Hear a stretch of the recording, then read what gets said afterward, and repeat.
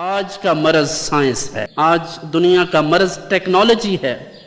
میرا مشورہ ہے کہ جہاں آپ اپنے بچوں کو دیگر پروفیشنل سٹڈیز میں آگے لے جا کر کاروبار کے لیے، جاب کے لیے کوشش کرتے ہیں، وہاں سائنس اور ٹیکنالوجی سے پیچھے نہ ہٹیں، جتنا آگے ہو سکتا ہے جائیں۔ اگر کسی کو اللہ نے 2 بچے دیے ہیں تو ایک کو دینی تعلیم کے لیے مختص کرے اور ایک کو دنیاوی تعلیم کے لیے اچھی سے اچھی تعلیم دے، تاکہ مسلمان اس مسئلہ میں جو پیچھے ہیں وہ آہستہ آہستہ آگے بڑھیں۔ وگرنہ یہ غلامی اسی طرح برقرار رہے گی۔ وہ 4G استعمال کر کے پھینک دیتے ہیں تو ہمارے پاس آتے ہیں، ہم پیکج لگا لگا کر کہتے ہیں کہ واہ بھائی 4G کے سگنل ادھر آ رہے ہیں، بڑی بات ہے۔